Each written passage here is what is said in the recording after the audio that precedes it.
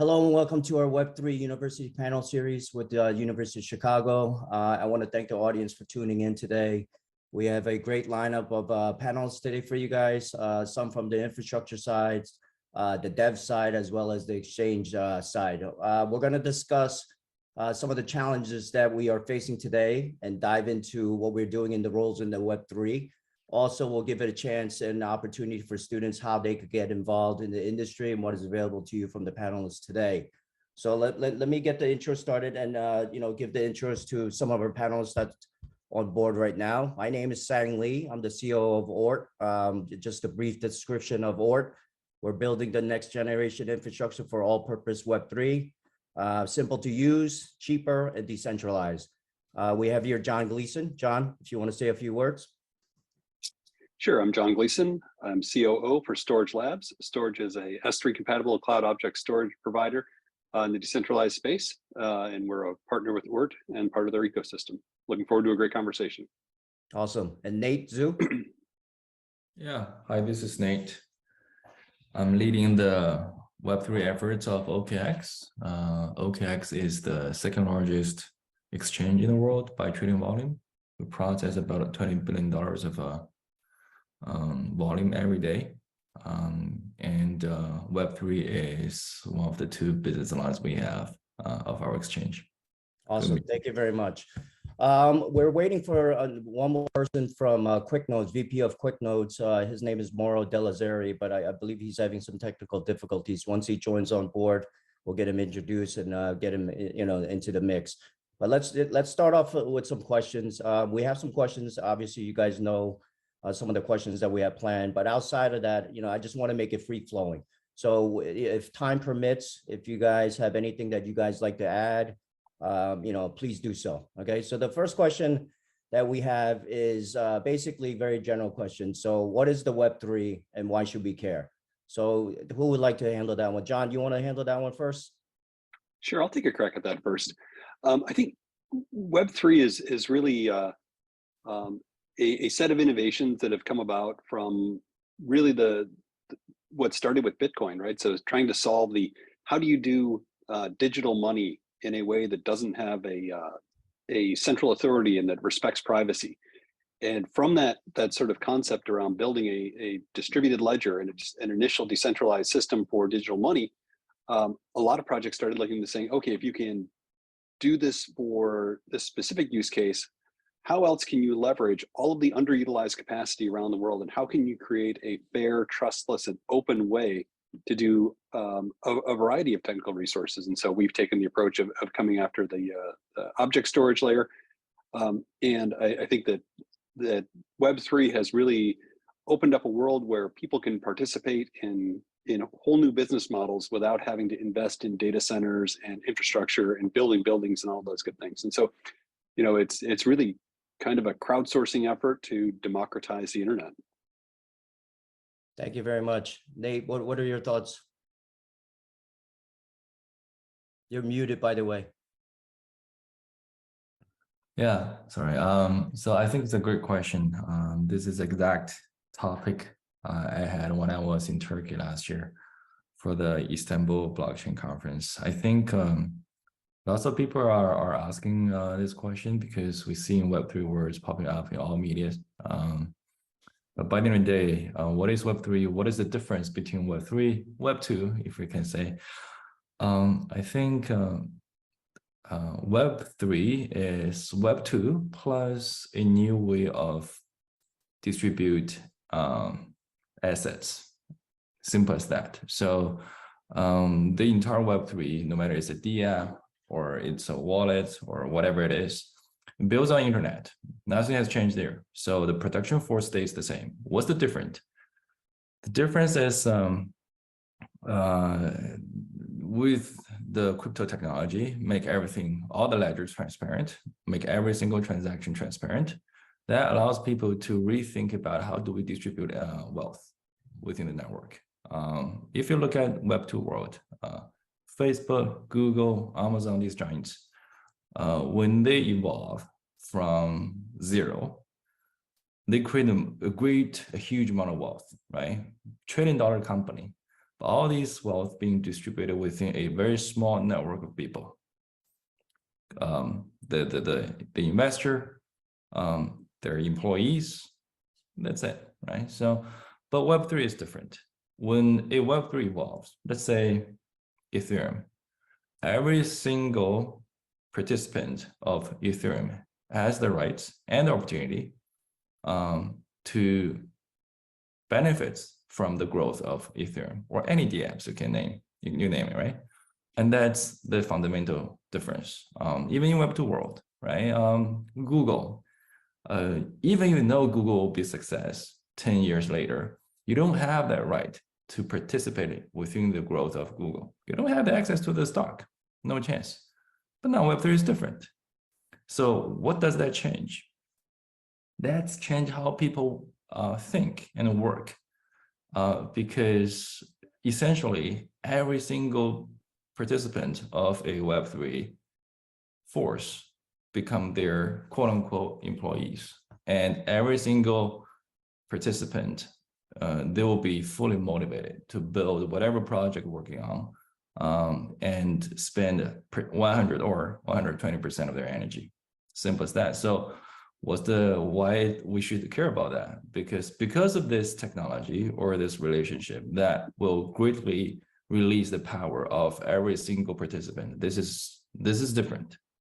And then I think that's superior to any other relationship we build in the human history. Okay, thank you so much, Nate.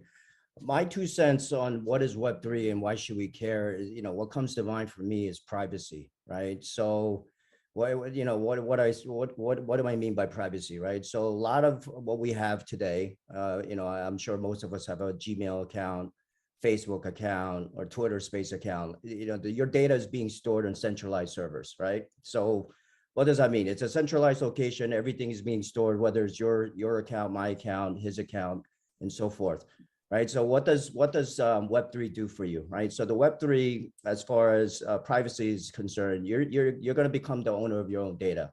So meaning, these conglomerates for many years have been using our data in some way or fashion, and have been monetizing it, right? So what Web3 does is the way that the technology is, and I know Storj J, John could elaborate a little bit about how the distributed cloud works. You take bits and pieces of your file and you spread it around the entire globe, right? So security also comes to mind for me as well. I think for me, I would be a lot more secure in storing something decentralized than in a centralized server. So if you take a look at all the hacks that go on, there's a reason why there's millions and millions of people affected, right? Because it's all on centralized servers, right? So that is one reason why you should care. Second reason why is security. Because the way that the technology is, I feel personally for me, I feel way more secure in storing something decentralized than in a centralized server. So those are the 2 things that come to mind for me. If John wants to go elaborate a little bit further, I mean, because this is your area as far as Storj J, please do. Yeah, I like what both of you have sort of brought together, right? Because there is an aspect of this that is, it is something that causes you to pause for a moment when you understand that some of the 3 or 4 largest companies in the world control 70 to 80% of the data and workloads in the world. And it just runs counter to the original start and intent of the internet, which was highly decentralized. And the fact that those companies have access to that data and that AI is scanning that data, and there is a trade-off, in some cases free or paid services in exchange for your privacy. That can't be a good thing in the long run. And so when you use decentralized services, and Storj is a great example, they are very privacy focused, and it really comes out of the architecture, because you're crowdsourcing effectively that architecture. You're using computers to do things that you don't own or control and don't have access to the networks they're on. And so they have to be secured against their own infrastructure. So if you're going to be using these things for transfers of wealth or storage of data or whatever it is, they have to be secure. So there's there's the transparency aspect, which is important, right? Understanding how everything operates, all the code is open source, all the ledgers are public. But at the same time, you also have to have strong encryption to make sure that if you own a wallet and you control the cryptocurrency in that wallet, that it can't be compromised or taken from you. Your keys are your data. Your keys are your wallet. And so those primitives around strong encryption provide for that privacy and security. And at the same time, that concentration of data can be further distributed when people contribute resources. If you want to compete against Amazon today, all you need is about $1 billion or $2, right? You can go build some data centers, hook up some internet, buy a ton of servers, hire a bunch of people from security guards on up to architects, and best of luck to you, right? Many have tried and failed after spending those billions of dollars, but any person with spare hard drive capacity can contribute that and be the cloud. They can participate at that level, right? And so they are contributing resources to help secure their and make that data private, and they are getting a part of the monetization of that infrastructure. And so I think that both of these things are really an important aspect of Web3, that it both democratizes the resources, the distribution of wealth, and also by sort of the nature of the infrastructure and the architecture itself, provides greater security and privacy, ironically at the same time as providing greater transparency. So yeah, I've been in this space for 5 years, and I'm really passionate about the promise and the capabilities, and seeing it really come to fruition right now is really a great and rewarding thing to see. Yeah, thank you so much. Thank you so much. By the way, I just want to let everyone know that Mauro from QuickNotes has a personal issue happening today, so he will not be joining us. But I think the three of us could manage this, and you guys, that's tuning in, will be able to, get some informative information from it. All right, so let's go to the second question. So, what do you think are some of the most important roles in building the future of Web3? And if you could introduce your company's role in Web3 industry, and why do you think it's more important? Nate, do you want to take this one first?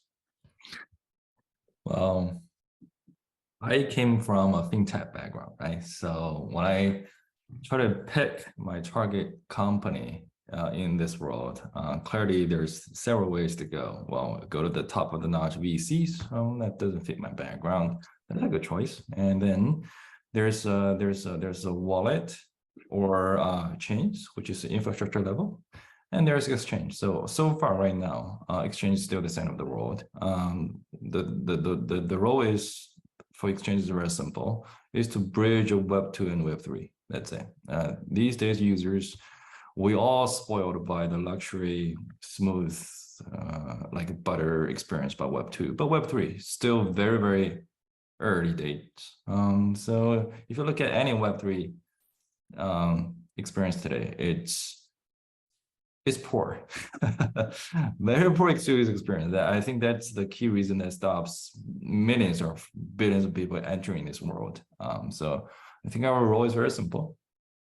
It's to build a bridge and enhance the bridge and make the bridge wide enough to take the traffic, to have people get into Web3 so they can get their fair share within this world. Thank you very much. And how about you, John, at Storj?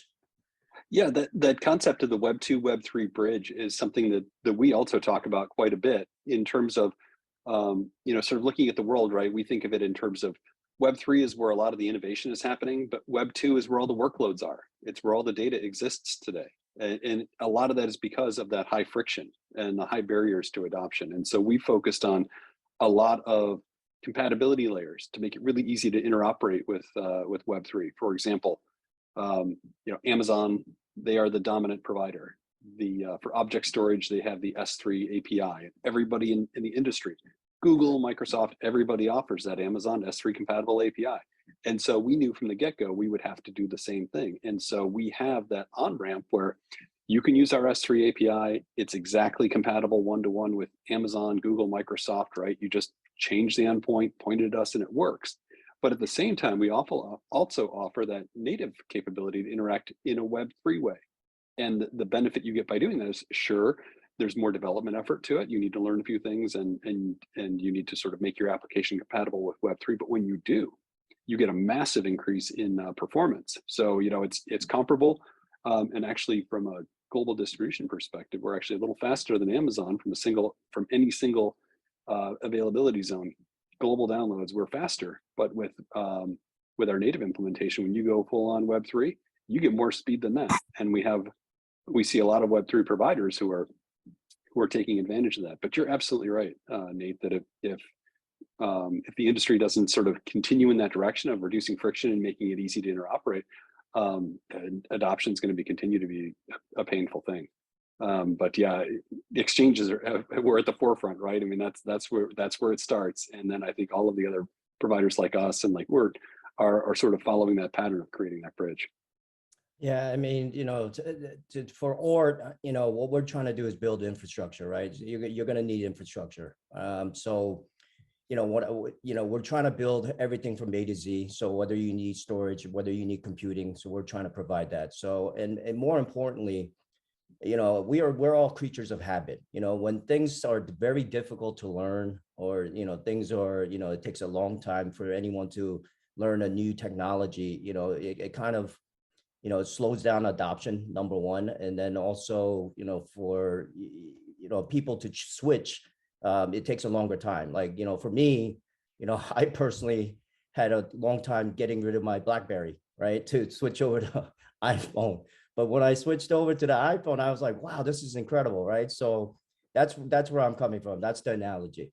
But anyway, with that said, we want to make it as simple as possible for anyone to come and, learn about Web3, whether you deploy a dApp, or, whether you did store things, whether you need computing, and we want to make it as simple as possible. So what do I mean by that? So we want to make it as user-friendly as possible, or so our UI and UX designs are catered to, simplicity. So very simple to what you're used to on Web 2, right? So like, a lot of people are familiar with AWS as the predominant, player, right? So a lot of our features and functions are very similar to that. So you don't have to, there's not much of a learning curve. So that's what we're trying to build here for, through Oort. We hope to do this in the near future, where the team is working very hard, and we achieved a lot of milestones in 2022. Okay, thank you very much, gentlemen. So the next question is, what are the challenges facing your specific Web3 sector, and what is the outlook for you guys in 2023 and beyond? John, would you want to start? Oh, you want me to go first? Sure. Yeah, absolutely. So for us, I think the biggest challenges are kind of harkening back to that comment Nate made, right? That it's a combination of awareness and friction, right? There is a perception gap for Web 2 that they look at the whole industry and they see FTX, right? So that's one aspect of it, right? It just seems like there's something shady going on with crypto. And then the other part of it is like, it's very hard to tell from one project to the next, what's real, what's rug pull, what's a great idea, but it's just never going to work, and then what's real software. And it's really challenging, and just like you were talking about, right, that introduces an additional layer of friction, where like, if I have to go figure out something, I'm probably not going to go put the work in. And so for us, job one is building credibility with enterprise, and that means taking the early wins, making sure every customer has a great experience, making them referenceable, getting champions out there who will say to other people, I took a risk, I tried Web3, I knocked a 0 off my Amazon bill, and oh, by the way, my application is even faster than it was, right? And so for us, it's all about driving growth, driving adoption, and building trust with enterprise. And so I think that's a true thing for the entire industry, right? So 2023 is about continuing to build trust and continuing, they say bears for builders or builders are for bears, whatever. Build a bear? I don't know. But what we do is, when things are rough, the projects that have real credible software, those are the ones that shine. And so I think that for us, it's just continue building, continue making sure that we are making that compatibility, making that adoption easy, reducing that friction, and growing reputation and awareness. Yeah, and I'll piggyback off of that a little bit. So the main challenge we see here is adoption, right? So I talked about this a little bit earlier. in regards to, adoption. But I think educational, having these type of panels and educating the public, I think it's going to drive this adoption. Just getting the awareness out there to the young minds, especially. As you're not going to have somebody using Web3 that's 70 years old. So I think I understand that part. But so that's that. I think this is going to all help in the process. And as far as our goal is for the next few years is to create something very similar to what Amazon has created down the line. Things are going to take time. Things are not built in a day. But I think we're in a good progress so far. So as we grow and as the industry grows, I think, as more and more of these type of educational platforms are available, people are able to learn a little bit more about different technologies. I think all that will improve as time goes. For example, internet, when the first time the internet came, a fraction of the entire world was using the internet, right? So, and now it's the reverse, right? Majority of the world's using it.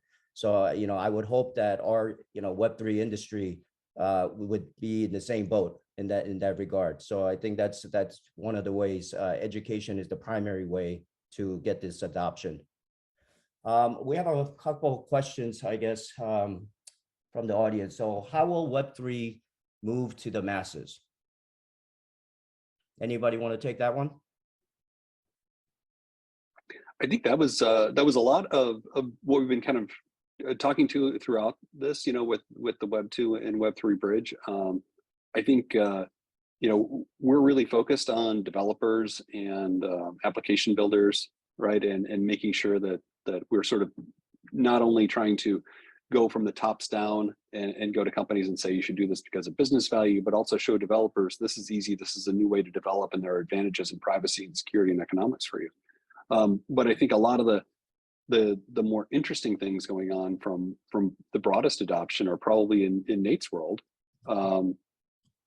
because there's sort of a smaller number of developers who are interested in building on platforms like Oort and Storj, but there are a whole lot more of things looking at exchanges. Nate, I don't know what your thoughts are there. They will, and they have to. They don't have any choice. Let me put it this way. So we are in a world that is extremely unbalanced. What does that mean? That means we're in a world, we have people like Vitalik, and also we have people like my uncle.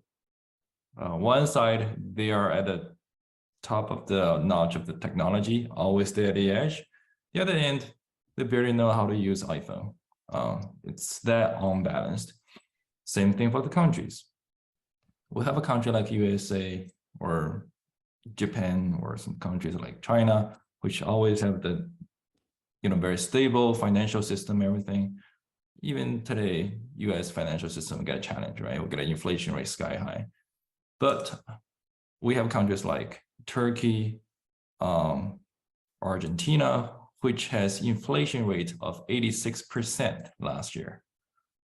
And that's official number. That translates to 300% in real people's daily life.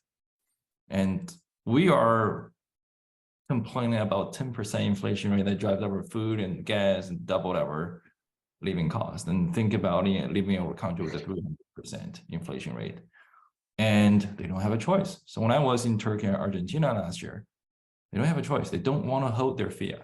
What choice they have? Well, half of them goes to buy gold. Smart choice. But you know how hard it is. And when you don't trust your central bank on a fiat, you don't trust anyone to hold gold for you. So they don't have a choice. The only way they can go is crypto. And that's exactly what Bitcoin crypto is for. We prepared this 14 years ago. It's the time. And as our government-driven fiat system goes to, worse and worse every single year, people don't have choice, period. So will they go? They will, and they have to. I'm never been this optimistic of crypto, and and The biggest challenge I would say today is people focus too much on the price, obviously, right? Not many people understand technology. Again, we are living in a world that is extremely unbalanced. And most people, they can read numbers. They see numbers goes up and down, and their thoughts and their feelings goes up and down. Their confidence of this industry goes up and down as well. But if you look at this industry from a higher and higher altitude, you will see that by the end of the day, we are building a new way of collaboration. Today, if you're building an app, Ethereum, you don't have the concept of a country, right?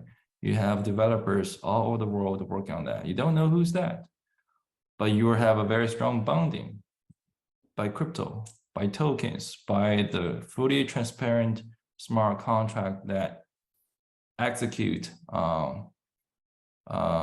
accurately for you 24/7, and that never happens in human history. And this is a far more superior than who knows how US government works, right? No one knows. This is superior. It will be there. It's going to take a long time, but people will see this new relationship is much better than what we're experiencing today. Yeah, and I think moving to the masses has already begun. Why do I say that? Because when my 84-year-old mother-in-law asked me about what's the price of Bitcoin and ETH, I know we are getting adoption, right? So I think more and more people are frustrated about the government, how they handle, the money issue, printing money, all these things. I think that's what's going to drive people to look for alternatives. And if you look at, Bitcoin, for example, they all people see that doesn't understand about what Bitcoin does is just like Nate just mentioned, price goes up, I'm happy. Price goes down, we're not happy, right? But it's way more than that. I think people just need to take some time and read as much as they can and learn about the technologies available in Web3. And I think that they would appreciate what we're trying to create here. So that's a little 2 cents on my end in regards to that question from the audience. So let's move on to the next question. So the next question starts dealing with the students, anyone that's listening from the University of Chicago or any students. What kind of talents do you look for when you're hiring? And, what kind of talents do you think the Web3 industry needs? So this is a very, I guess each individual might think a little differently. So if, what are you guys looking for as Storj, Jay, John? Yeah, so I think we're probably looking for a lot of the same things that people look for in Web2 or in any development thing, right? And I think the couple of things that really stand out in looking at candidates are people who are lifelong learners, right? People, when people walk in and say, I know this language, and this language, like, wow, 3 languages. But if someone looks and says, hey, I see you're using Go. I've never programmed in Go, but I know I can pick it up and I'm really excited to try that, right? It shows, sort of that willingness and that interest. And, languages come and go, technologies come and go, and the new hot thing flips over every 12 to 18 months, right? And so when you find people who have that ability to learn new things and that passion for learning new things, that combined with, the good problem solving skills, you find that a lot, with students and with the interns that we bring on. We've hired a number of our interns as full-time employees because we found, those people who are hungry, who are just eager to learn and eager to jump in and solve new problems. That's a key thing, and I think it's true not only for people doing the actual tech, but in any space in the industry. But that's one of the key things we look for. So maybe I'll turn it back over to you or to Nate. What do you guys kind of see for? Yeah, I mean, I'll go there. I mean, I'm not gonna reinvent the wheel as far as hiring, right? So anyone that I look for, someone that's passionate, like John just mentioned. I mean, pedigree does, to some degree, you look at pedigree, but what's on paper is not what you see in a person, right? So I've taken a lot of chances throughout my career when I was hiring. for people, whether you have a Harvard degree, straight A degree, majority of the people that are applying for these type of positions, all have that same type of GPA, things of that nature. So it's that person that's very curious and inquisitive for me that I find to be the hidden gem, I guess, that I would personally look for. It'd be great if you have the background, but majority of us, this is a relatively new industry. So I don't, if somebody tells you they have 15 years of Web3 experience, that's not happening. So we could smell it. Okay. So, that's what I look for as far as, bringing somebody on our team. It doesn't have to be, you don't have to have a great pedigree and things of that nature, but the passion and hunger and the drive, I guess, to learn about the technology and, what's it going to really solve in the future. How about you, Nate? Well, several things. First, I feel happy of this generation of students. You have once in several lifetimes opportunity in front of you. Building Web3 is, I see, one of the biggest opportunities after European discover America, right? This is a land of opportunity. That it's a plane right now. You can build anything you want. Second, hiring as a concept I would see will vanish when Web3 is building itself up. As you can see today in ETH world, there's no hiring. You want to come and work, you just work on it. No one stops you, no one hire you. And even no one stops you or no one hire you, you'll get benefits from it. So you don't looking for a job in Ethereum. No such a concept. But come back to say, if you are looking to find a job in Web3 companies, like traditional companies like OKX or our competitors, Binance, what we're looking for, especially for Web3 part, passion. Building on Web3 is extremely hard. Because we are in an industry 24/7.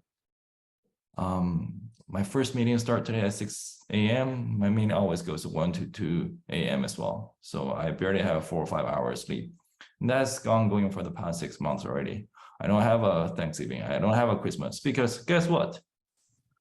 People in China, they don't have a Christmas. And guess what? People in the US, they don't have Chinese New Year. Simple as that. You always have to work. Your co-workers is spreading across the world. So what drives you is the passion. You have to be passionate about this industry, and that drives you to learn. You want to learn, and you have to learn because this industry goes so fast. You are competing not here in the Bay Area, not in Hong Kong, not in Singapore or Dubai. You are competing with the whole world. You don't know where your competitors are, so it just drives you crazy. So extremely difficult to build something in Web3 because anytime in the world there's someone is competing with you, just nonstop. So passion is the key thing we're looking for, and you always have to learn. If you don't have much experience, it's fine. It's a freaking new industry. Nobody has what Song said. Nobody has tons of experience. You come in, you want to learn, you will learn fast, and they'll be there. Thank you for that, Nate. And I just want to, I've always said, whenever I speak to any, potential candidates, is if you're looking for a 9-to-5 job, this is not it, right? So as Nate just mentioned, I've taken conference calls at 2 a.m, my time, right? Like, Nate just mentioned, you have teammates in China. I have teammates in Brazil, whatever the case may be, in Europe, and everybody's in different time zones. So if you're looking for that 9-to-5 job, this would not be a very good situation for you, near, for you guys, young people that are looking for a social life. So that's just a little tidbit on that side. Okay, so what advice would you give to anyone that's looking to get their foot in the door, and what kind of opportunities are available within your companies that you have? I'll take this one first. Let me just say that we rolled out our internship program last year at Oort. It was very much of a success. We've had several interns throughout the summer and throughout the year.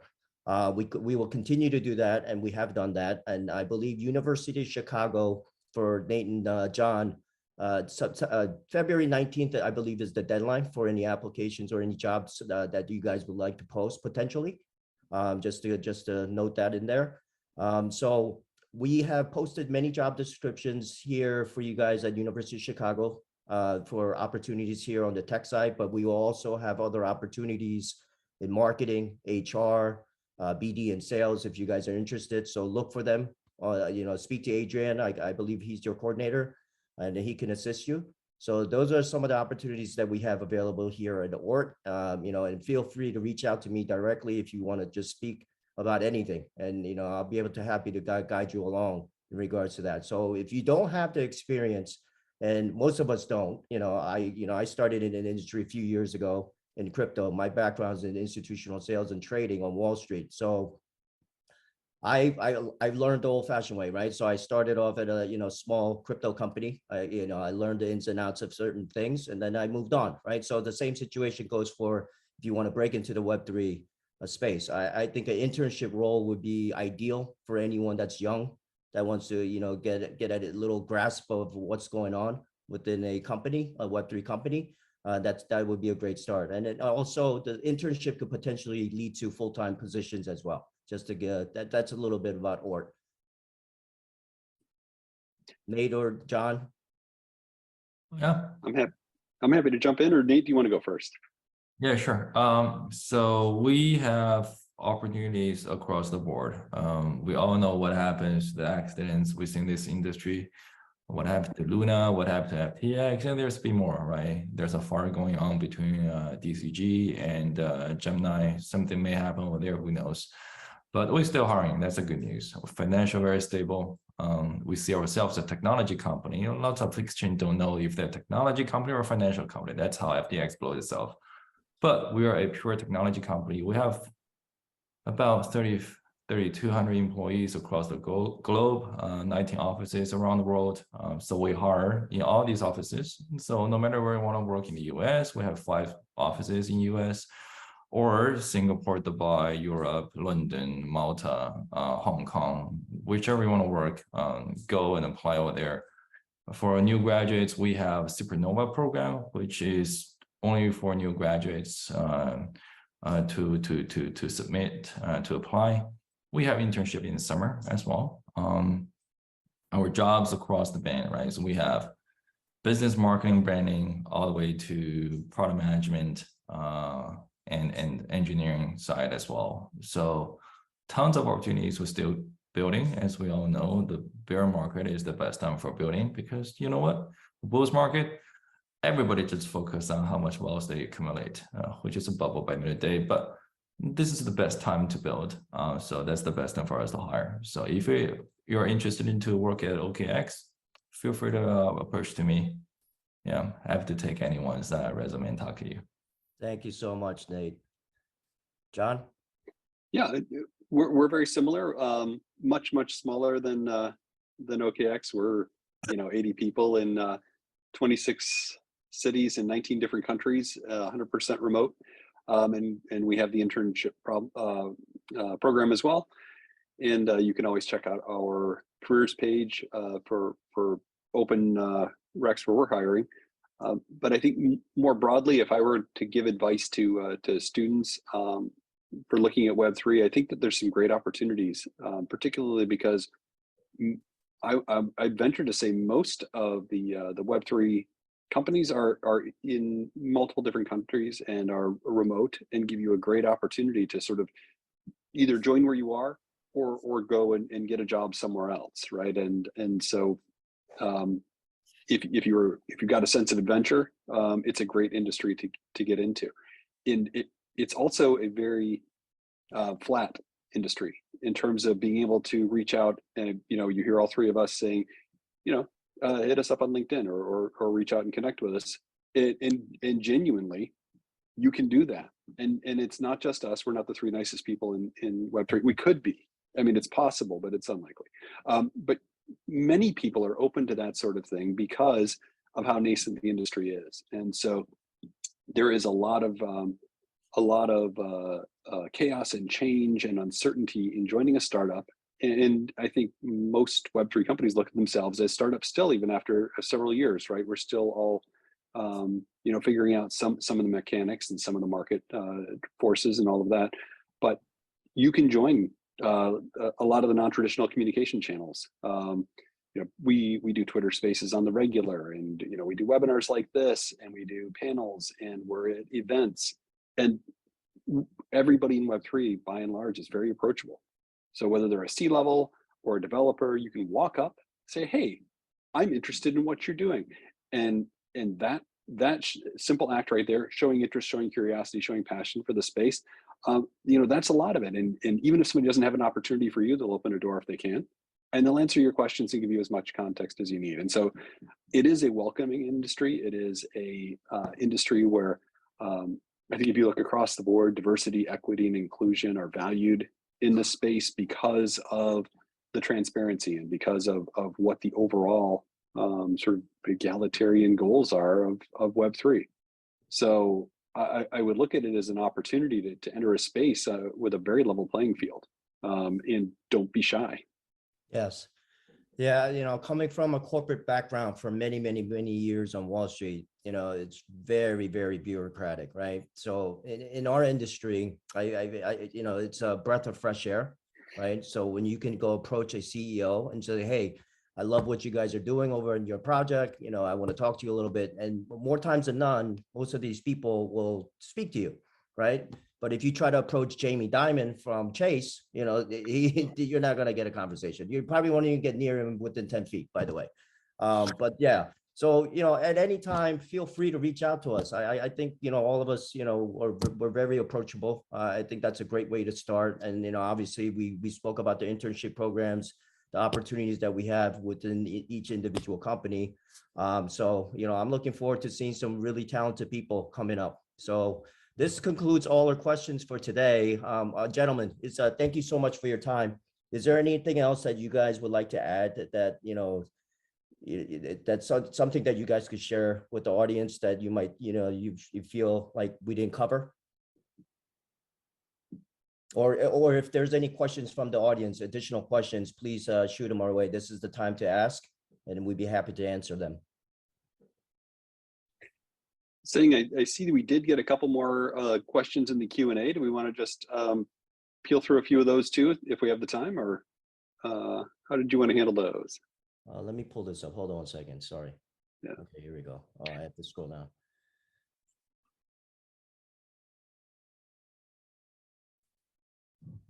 So here's a question. So what are the differences working in Web3 compared to Web2 culture? Skill set, mindset. I will start this one off. So I just mentioned, what happened to me in corporate America, right? So I've worked in corporate America for many, many years. I think the main difference is the openness, right? From the C-level people to all the way down to the data entry person, or, whoever that person might be.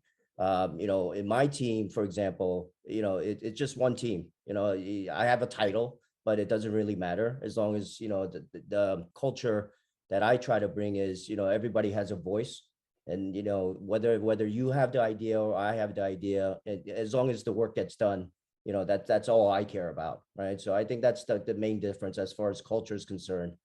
Web2 is very structured at the moment. So Web3, like Nate spoke about, as far as any time of the day, we're working 16, 18 hours a day, things of that nature. I think that's the main difference, right? So, when I worked in corporate America, we punched in, and then as soon as that, bell rang when the market was closed, in about 15 minutes, it was a ghost town, right? Because, we did our job, we're done, let's get out of here, right? So that was the mindset. Here, whether it's a Saturday or Sunday, people ask me what you do over the weekend. I say, well, I did some work. They said, work, you're working over the weekend? I say, yeah, absolutely. Our work doesn't stop, it's 7 days a week, but I'm very, it doesn't bother me, right? As long as I take care of my family, my kids, and all that stuff, work is, always on my mind, right? So I think that's the difference that I see personally, being part of corporate America for a very long time, and now part of Web3 industry. That's some of the differences I see. one of the things I noticed is that in Web 2, titles are kind of for the inside, and in Web 2, titles are for the inside of the company. You're like, oh, that's the CEO, up on the pedestal. Whereas in Web 3, the titles are for the outside, right? It's just sort of a clue to the person who's in the meeting with you as to what you do. But people don't think about that internally in Web 3. Like I don't see hierarchical thinking, which is, it's a key to the innovation, right? You can't be agile, you can't move fast if you have to go through 15 layers of management to get anything done. I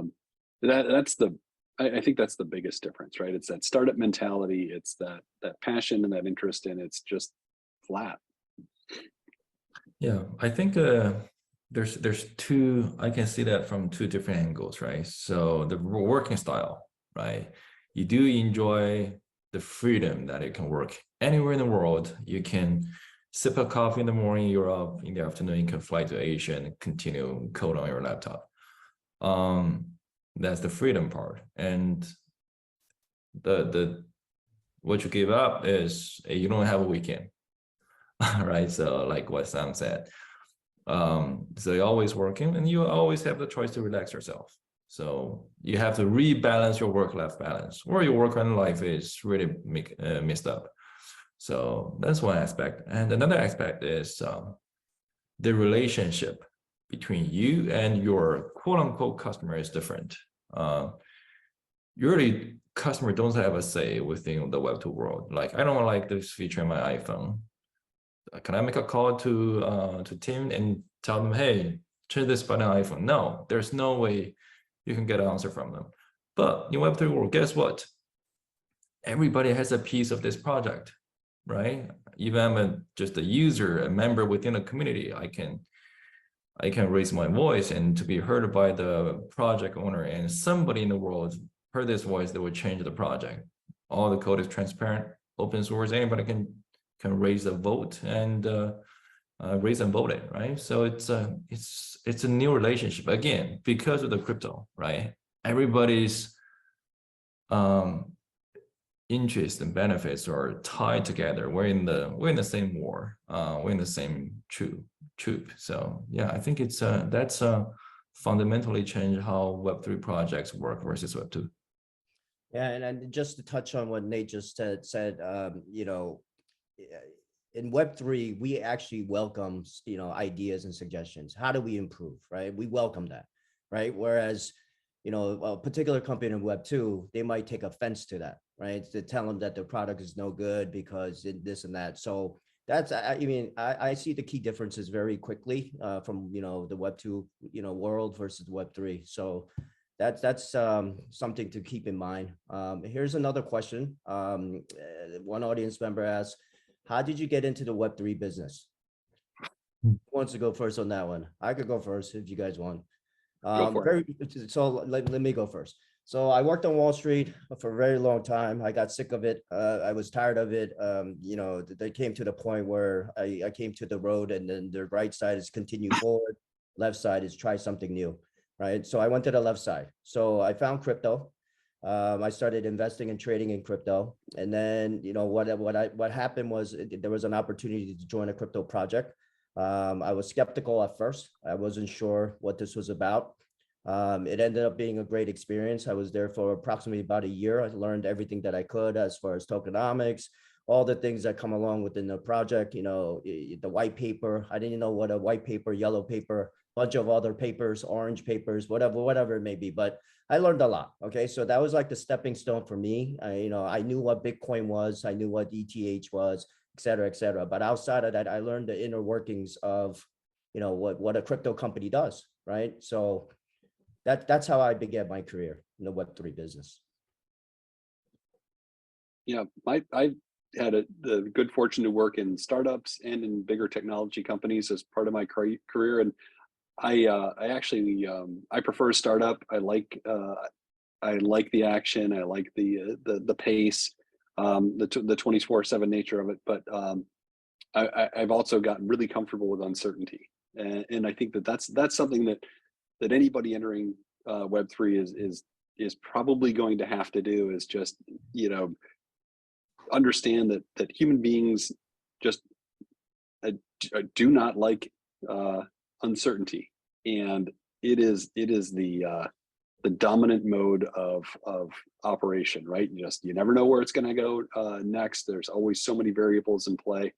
But for me, I was working at a very traditional tech company, and it got acquired. And as part of that acquisition, of course, some people stay, some people go, and as we were sort of watching what was going to go on, one of the people on my team said, "I'm thinking about taking a job at another company, and I don't know, you think I should stay?" And I'm like, "Well, they just broomed everybody but you in the state that you're in. So I'm going to suggest you perhaps contemplate another job somewhere else, because you're the last one in that state, and it's a matter of time." And so she went and she took a job at Storj. And when she went there, she said, "Hey, I want you to interview this guy I used to work with, because I think he'd be great here." And I was so grateful, because I was looking around going, I don't know what's going to go on here at all. You know, in this other thing. And I kind of was itching to get back into a startup. And I talked to the people at Storj, loved the idea, loved the concept. And it's been a great 5 years. Awesome. Awesome. Thank you, John. How about yourself? Nate, how did you get involved?